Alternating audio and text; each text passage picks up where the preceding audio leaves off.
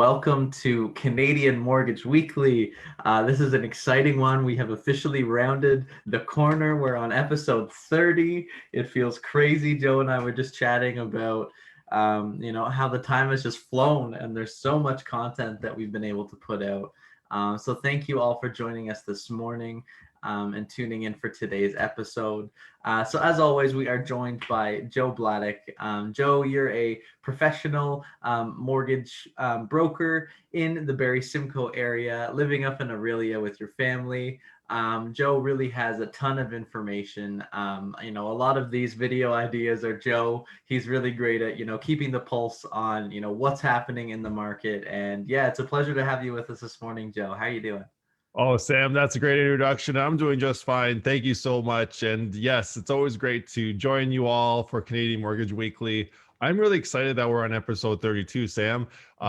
Episode 30, because it's been a fun series to do with you, and I think that we've gotten some really good interaction here with everyone that's been watching. So for all of you watching, welcome to the show. Also welcome Sam Thompson. Sam Thompson is a mortgage professional in Barrie Simcoe area. He moved from Ottawa just over a year ago, and is married, lives in Barrie with his wife. And Sam is been with us for over a year as well, working with the Mega Mortgage team. And he is here today to join us on Canadian Mortgage Weekly. Welcome, Sam, as well. Thank you. Yeah, it's going to be a good one. We like to try and keep our content fresh of what's going on in the market. Maybe it's questions that we hear. So also, this is a really great option. If any of you have any questions about where housing's at, any mortgage questions that you've been seeing, maybe some sensational article that's telling you rates are going to rise, or any questions or things that you want more information, go ahead and reach out to us or write a comment on this video if there's specific content that you would like to see, because Joe and I love chatting about this, so it's great to get feedback for what everyone's interested in. But before we get into the video, we do like to start with covering some news, and we have some pretty interesting news to share this morning, don't we, Joe? We definitely do, yes. And when we're getting into the news here, first thing you probably all saw and heard, Sam came on and did a special Canadian Mortgage Weekly yesterday to announce that the rates have stayed the same. So Sam, thank you for doing that. I guess there's not much more news that came out of that other than steady as she goes, right? That's right. It was less than eventful, but in a good way. I mean, it's sort of that balance when we hear the rate announcement, because we know if it does start to rise, it's because the economy, we're starting to get back on our feet and strong. But it's also nice for anyone in a variable mortgage that they get to, keep that low rate. So it's a good bad news situation, but definitely, a great time to be in a variable rate for sure. Yeah, definitely. So anyone who's in a variable rate mortgage, as you know, watch Sam's video from yesterday, episode 29. He'll talk about what impacts that will have to all of you. But really, at the end of the day, if you have a variable rate mortgage, that means your payment's not really going to change at this time. Mm-hmm. Yeah, that's awesome. So the other thing that's happening is there's a huge shift in our space with like mergers and acquisitions. There's a big lender in Canada that has announced as of yesterday, thanks to Terry Lynn, who's in our works with us as well. MCAP has bought out Paradigm Quest, which is a private label lender for many brokerages as well as other financial firms. So that is a big shift in our market, Sam. Yeah, it'll be interesting to see, how that affects, how our process is. I mean, it's not necessarily something that our clients see, but it's important for them to know that that's sort of the shift that's happening, on our end, sorry, of, the industry and all of our conversations. It's quite a big change. It is, yeah. For those of you who don't know, MCAP is one of the largest non-bank lenders in Canada. So they hold a lot of mortgages in Canada. They are operate under the MCAP banner as well as the RMG banner. But now they will also own two other big lenders in Canada that a lot of you may have heard of, and that is Merrick's Financial Mm, and Lendwise Financial. right. Yeah, so big news, and we've dealt with those lenders, Sam, for a Hmm. few of our clients, and it will be interesting to see how the policy also changes because I know Right. Merrick's and Lendwise are very different policy than MCAP. So, Mm, right, we'll be see what lender adopts what policy. that's right. That's right. Lots of changes for sure. Yeah. Anyway, it's always good to see that because changes in the marketplace means new opportunities for new guidelines and new opportunities for buyers and sellers as well. Hmm. But yeah, the other thing that we're actually going to be speaking about, Sam, and that affects also a little bit us because we're in this area. That's that Toronto is no longer the most expensive city to rent in Ontario. Wow. Yeah, and it's now Barrie, Ontario, is the most expensive city to rent in Ontario. Yeah, that's a huge change. I think everybody thought that Toronto would always be, a few steps Yeah, ahead of everybody else. But it's definitely good if you are already in a rental and you're not, in the rental search. I know that quite a few people that I've known renting in Barrie has become quite difficult over the last year. It's almost like you're bidding on a house to get an apartment these days. So it's a big jump, but it's also not a huge surprise now that Barrie has surpassed Toronto. yeah. It's not a big surprise. Barrie is a very sought after area. And from what I've read, it seems like it's a great destination for younger families looking to get out of the city Hmm. and be in a growing area that is close to water as well as close to Right. Muskoka, all that Hmm. stuff. Hmm. Just So if you're moving from Toronto to Barrie, don't forget your nice winter boots. that's We right. get quite a bit more snow than Toronto, so we'll see how all the newbies to Barrie are acting. Compared to a typical Toronto winter. That sounds Should be great. fun. That's right. Well, we'll definitely have to check into that. But yeah, so with rent prices now higher in Barrie than in Toronto, I wonder how that's going to reflect with real estate prices because usually Toronto has been more expensive with real estate compared to Barrie. So I wonder if this is a sign for things to come or if this Hmm. is just the way the numbers have worked out this year. Because it's not that Barrie's that much more than Toronto. I think it was $20 more for a one bedroom apartment versus Toronto per month. Right.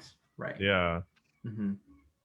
that's And I interesting. guess we'll be Anyway, coming into the time where we'll see the effects of even businesses if their office spaces are cheaper in Barrie, if they can afford or are planning on moving business bases to a more rural location. I mean, we'll see how those, because I know a lot of businesses are on the fence now for the fall going back, maybe the new year.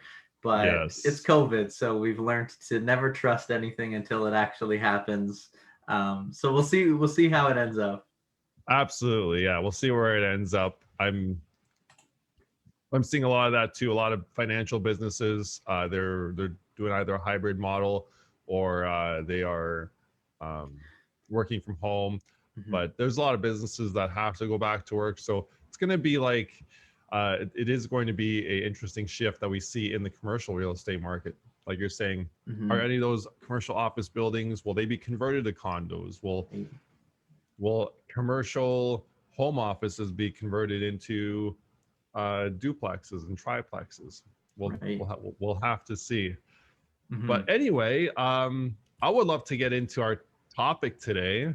And Sam, I know you're leading the discussion, which is pretty amazing topic to see because something that we've been getting a lot of questions about, a lot of comments about. I'm sure with the buyers that you're talking to when you're doing a pre-approval, you're Hmm. probably getting a lot of the same questions about this topic as well. Absolutely. Yeah, we're going to be chatting a lot about, sort of where the market is at currently, and just looking into, is there a real estate correction? Should you be waiting?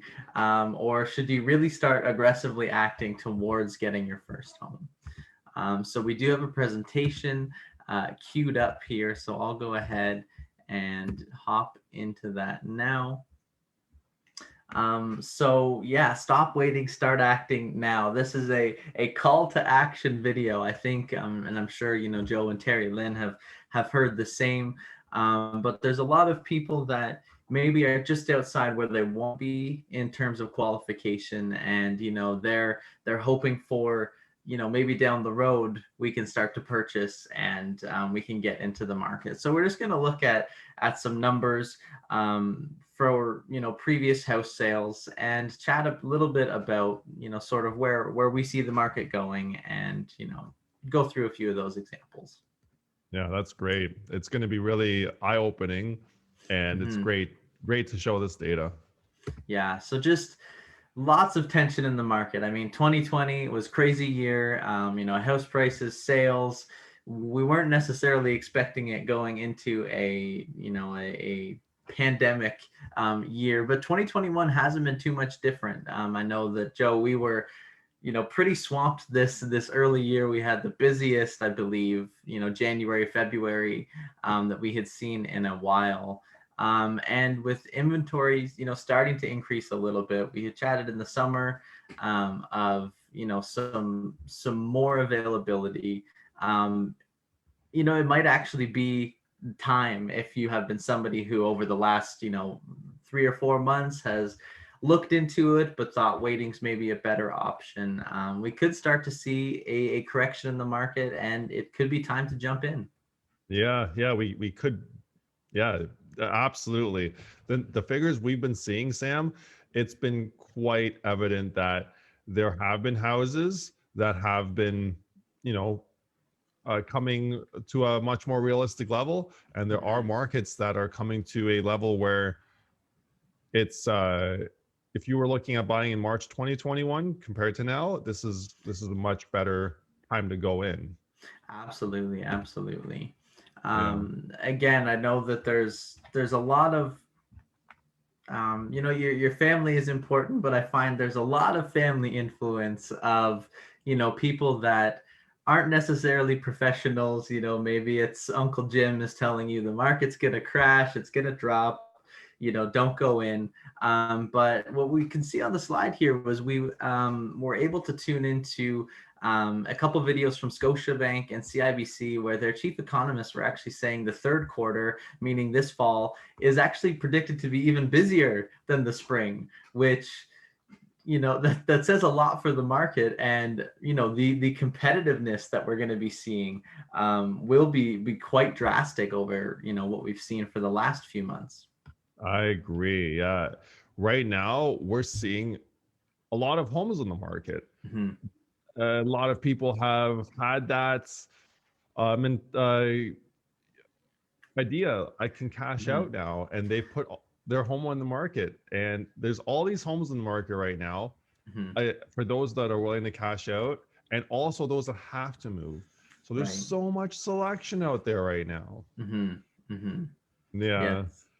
So you're right. And it goes in line with what CIBC and Scotiabank had said earlier this year. We will see a massive amount of inventory hit the market this summer, which has happened. And you're going to go into this data in just a moment to show everyone what you have found. But as Sam is presenting this data, everyone just take a look at everything here, because if what they're saying is true, imagine what the fall is going to look like compared to this spring, if they're saying it's going to be even crazier. And let's just get into that data now, because you have it there, and I'd love to see it. Absolutely. So for our first example, this is a house pretty, local enough to the Simcoe area over in Richmond Hill. They purchased back in 2017 for just under 2 million. So that was quite a purchase, but they sold it this year for 1,255,000. So 32% less than what they purchased. Wow. That's a massive decrease in price. Obviously, there can be situations where the home can be dated on the inside or rough on Mhm. the inside, but this is a massive Yeah, decrease, especially since we were seeing, Sam, home sell that had as is condition and all that in March of 2021 for right. above list price. Mhm. Wow. And this is, like you're saying, Richmond Hill too. So not too far from home, but Yeah, close enough to Toronto too, that maybe this is one of those pockets where people are moving out of because they don't want to live there right. anymore. But Mhm. also, if anyone wants to live in Richmond Hill, this shows obviously that there are pockets that are showing opportunity. Yeah, yeah, that's right. It's definitely, that's that softening that we're talking about, Yeah. that, all of these examples are, even looking at the price or the timestamps on them. It's not all Yes. purchases from the same year or even just a year if someone purchased back when COVID first started.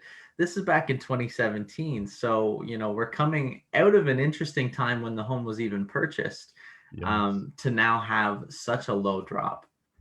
Yes, it was an interesting time. 2016, like you're saying, we had the massive run up in pricing, and then 2017 was a little different Mm, because of that run up in pricing. And this is the price they paid back then. So what a display yeah. of value change for sure.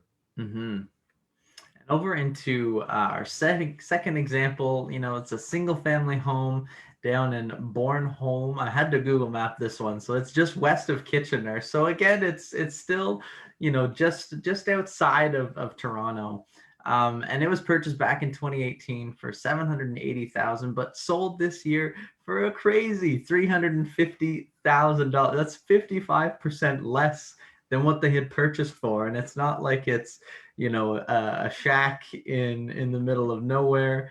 That's a huge price drop. That's just crazy.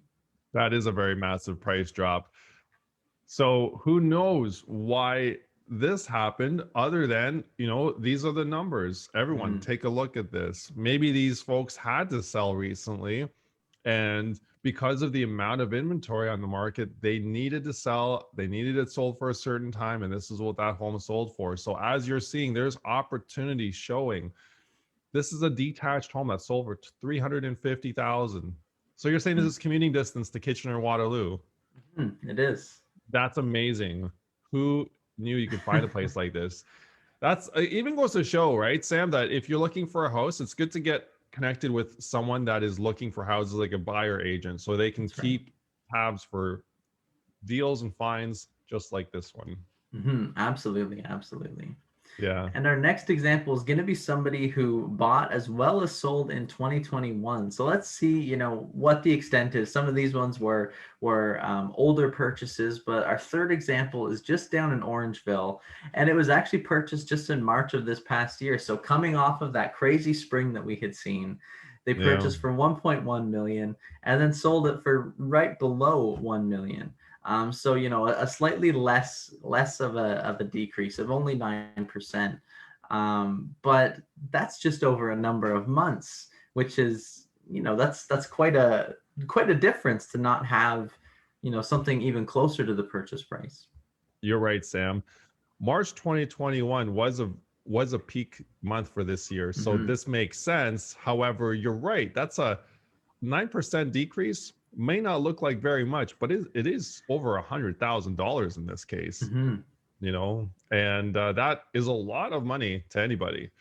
For sure. So as much as it's terrible to see this, it does show that there is opportunity again in this Hmm. market, because you can see um, the example I Sam showed from 2017, they bought after the run up in 2016 and they still Right. sold for less.